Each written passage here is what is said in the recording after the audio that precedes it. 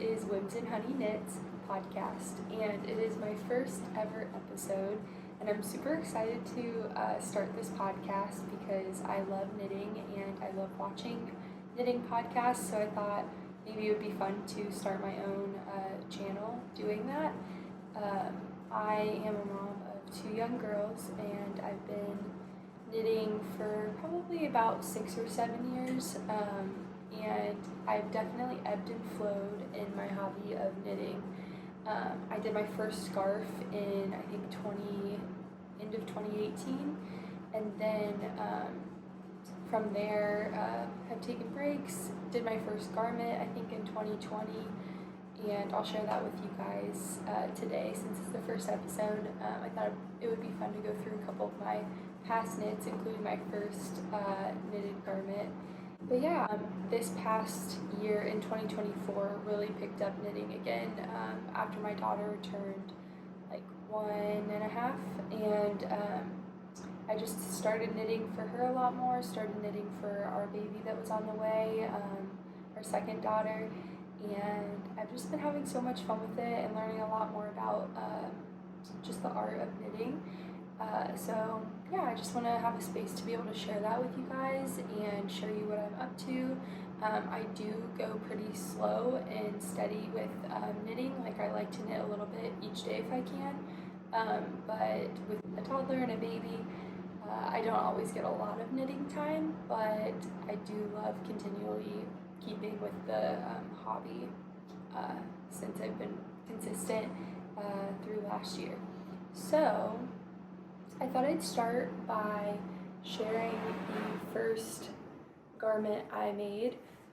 This is the first garment, but my first ever project was actually a garter stitch scarf, and I was inspired to make it because I never felt like scarves I would buy were long enough.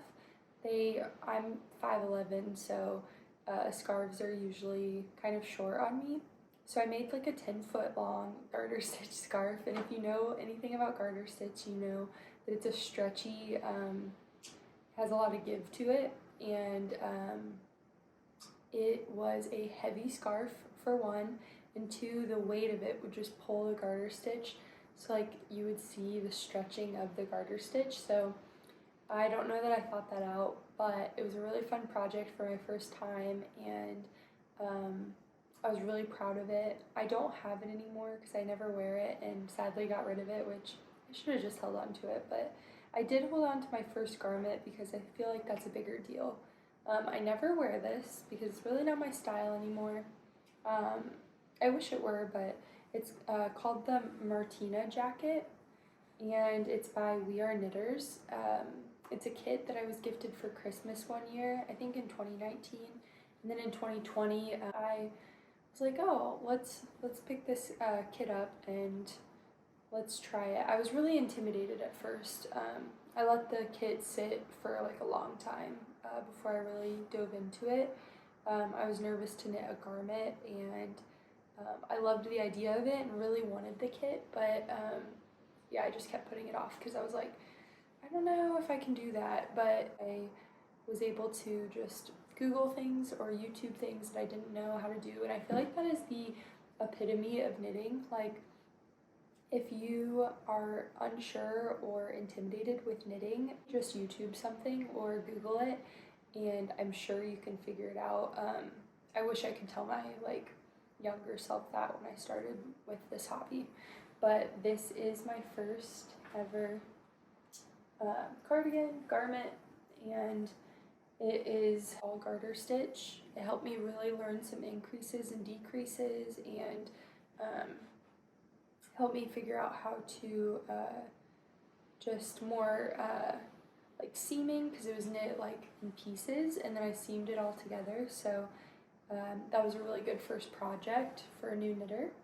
So that was fun. I definitely wish it was something I wore more frequently or at all.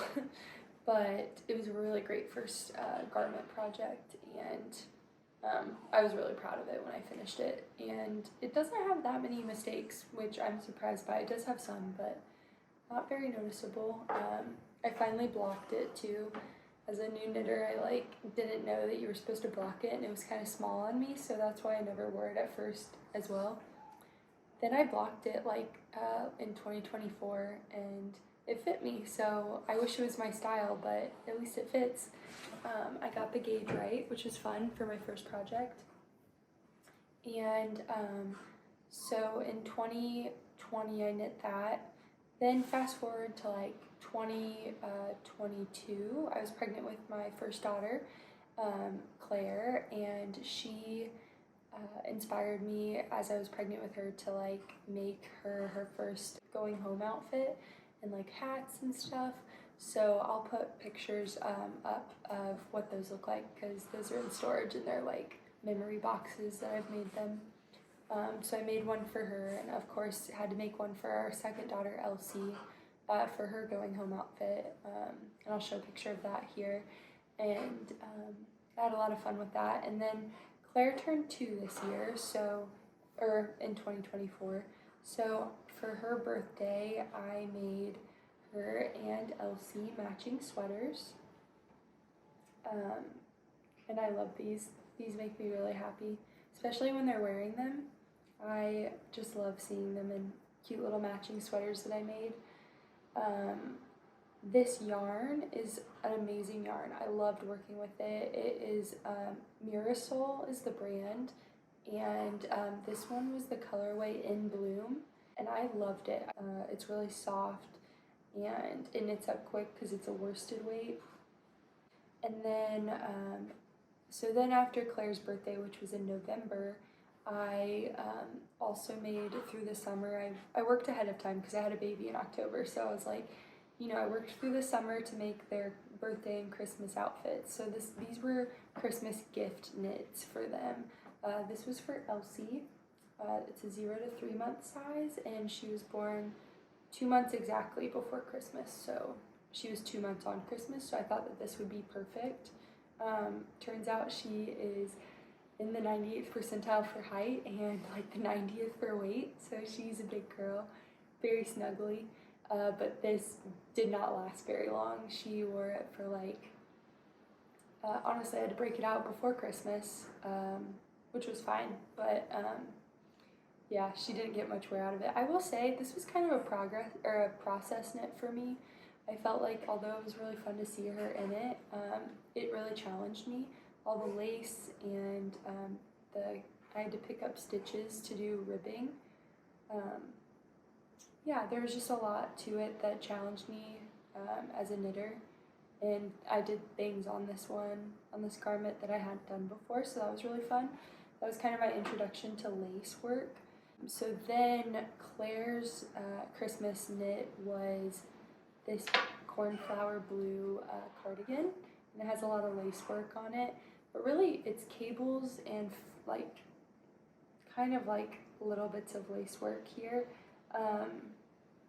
And I did a button band for the first time, and yeah, just cables and more lace work to get more comfortable with those parts of knitting.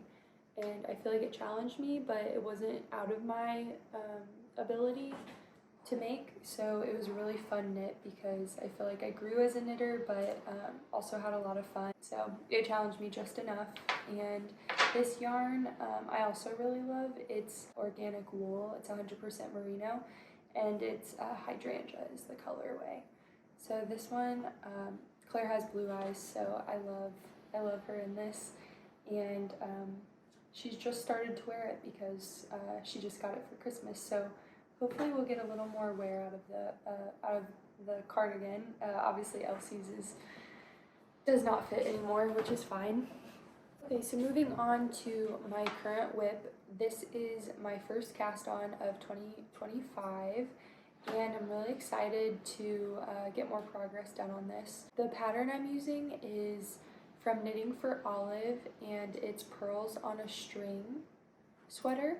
So it'll have little bobbles all across it, and then the rest of the first quarter of the sweater, like the top quarter, is this cream color, and then the bottom 3/4 will be like a warm brown color. I'll post a picture here of the example from Knitting for Olive's website. So you just use two different colorways of their heavy merino. I already had yarn in stash, so I did not order yarn for this from Knitting for Olive. I just got the pattern. Use this, it's Mirasol. It's that same yarn that I used for the matching sweaters for Claire's birthday, and I loved that yarn, so I thought that this would be really fun to knit up for this sweater, and because I had two different colors of it, but it's definitely not a high enough weight for the yarn weight to get the right gauge, which I learned the hard way by knitting it, and I did like a 4-year-old size and it looked like a newborn size, so I had to frog it and start over, which is frustrating. But with kids knits, it's like almost worse to do a gauge swatch because I feel like their stuff is so small anyway. I'd rather just start on the project, and if it seems like an incorrect gauge, then just evaluate and adjust from there. So that's what I did. I decided instead of switching yarn altogether, I just added Mohair to give it a little more weight, and then I went up a needle size for the ribbing and for the rest of the body. But I love it. It has this like halo effect of it from the Mohair, and I really like that. The two colors of the this yarn, the Mirasol yarn, is 100% Llama, and so it's really soft, and it's this like beautiful heather oatmeal-y color, and that mixed with this white is just such a good combination in my opinion. And then for the end 3/4 of the sweater, I'm gonna mix, this is also the Mirasol, same yarn, just a different colorway, and I'm gonna mix it with the same, I have the same mohair just in brown. I already had this in stash as well, so these two will pair nice, I hope. They are definitely different tones of brown, so we'll see. And if I don't like it, I can always, you know, change it, do something different, but this is the plan for now. I don't typically buy yarn just for it to sit and think of a project. I usually decide on a project and then buy either the like recommended yarn or a yarn similar to it. But this is a great tip if you are getting into knitting, and or if you love knitting but you just have a tighter budget for how much you can buy in yarn. So my tip is, if you are on Facebook and you check out Facebook Market, search yarn or just like knitting on Facebook Market, and what I came across locally for me is a lady who was a yarn shop owner from Louisiana, had just moved here, and she had so many listings of different incredible brands of yarn that I love, and this brand specifically I really enjoy. So she had, I can show you this is my yarn stash. So she had 4 of these skeins, 4 skeins of this oatmeal-y color from Mirasol, and then she had the exact same yarn in the brown colorway that I was showing you, and she had 6 skeins of it, and she, these are 50-gram skeins, so they're kind of a smaller skein, but it's plenty for kids knits, and each of these she had them marked half priced. So I want to say I got like the 4 for like $20, so I got 4 skeins for $20, and then I think I got all 6 of these for like $35, which is really great. And then she also had these beautiful, this yellow that I love for one of the girls. I think that this is such a cute little girl color. These were each $7, so they're normally $14 a piece, so that was a really great deal. And then aside from, so just another tip if you're looking for yarn at a reasonable price, if you're trying to stick to your budget and be wise with your spending, which can be hard with your hobby, but it's, I don't know, I think it feels really good when you get yarn for a great deal, and then you feel like you can have a little bit more yarn to make great projects throughout the year and not go overboard. Another way to do that is some hand dyers will sell yarn that is like, maybe they're testing their colors, or they had a batch that didn't turn out when they hand dyed it. It just didn't turn out as they envisioned it. So this is called their Oopsie yarn from Sorella Yarn. Sorella Yarn is a girl that I recently found, but she does an Oopsie sale like once or twice a year. I got 4 skeins for $74, which these are each usually $40, which is quite a bit. Like, I don't know that I would often ever spend that much on one skein of yarn. So this was my Christmas gift from Drew, from my husband. This was my Christmas gift, and I'm not sure what I'm going to use it for, but I'm really excited because I love the colors. Another thing about her Oopsie sale, Sorella, she has you like put into the order description kind of like the style, the like vibe of the 4 skeins that you get. Like, she wants you to tell her ideas of kind of what you want, and she'll just try to, based on what they have, they'll curate a set of 4 for you. And I just put feminine, fall, and a couple colorways that I liked, and I feel like she really nailed it because these are really fun colors, very fall, very feminine, lots of pinks and little bits of purple. Yeah, so those are my recent acquisitions, and all in all, I think this was like, all this yarn was under $150, and it'll last me for like probably like a couple months worth of projects, like maybe 3 months worth of projects. So normally I don't spend that much on yarn anyway, but just for the sake of Christmas and finding some on Facebook Market that was like half off for great yarn.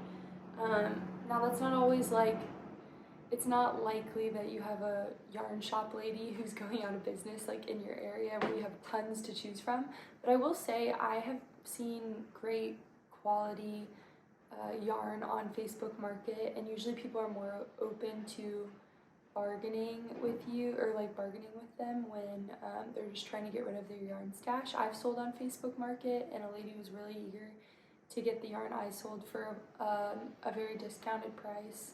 So just an idea. One thing that I wanted to share is that these sweaters remind me of this, so that's why I'm going to share it. But my daughter is 2. She just turned 2, and she's really into picture books right now. And this book is called Extra Yarn. It's by Mac Barnett and illustrated by John Clausen. And they're pretty popular right now, like as an author and illustrator duo. They've written things like, I think like Sam and Dave Dig a Hole, and like the wolf, the mouse, and the duck, or something like that. And I love the books that I have from them, like Claire and I really enjoy reading. But this one is all about a little girl who lives in a town that is very like blah, and she stumbles upon a box of yarn that's filled with yarn of every color, like a variegated yarn that is every color, and it never ends. Like, she just keeps being able to knit from it, and she knits sweaters for her, and then she starts knitting sweaters for other people in her town. When she runs out of people to knit for, she knits for the animals, and then she knits like for things that don't even need sweaters, like I don't know, like buildings and houses and cars. And there's a fun twist at the end. And anyway, Claire and I read this a lot, and she thinks it's so funny. Parts of it are really fun for her to say the phrases of. And anyway, I'll show you the illustration.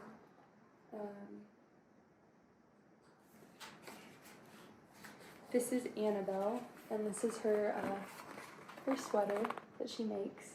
And funny enough, it is so similar in color to, I don't know if you can tell the color very well on camera, but this has a lot of pinks and greens and oranges and yellow, and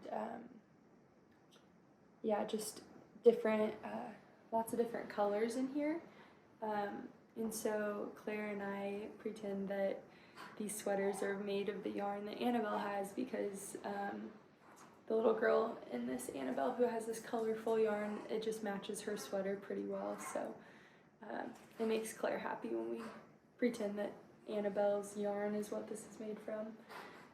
Anyway, so if you have kids and you're looking for a great picture book that includes your hobby of knitting, highly recommend Extra Yarn.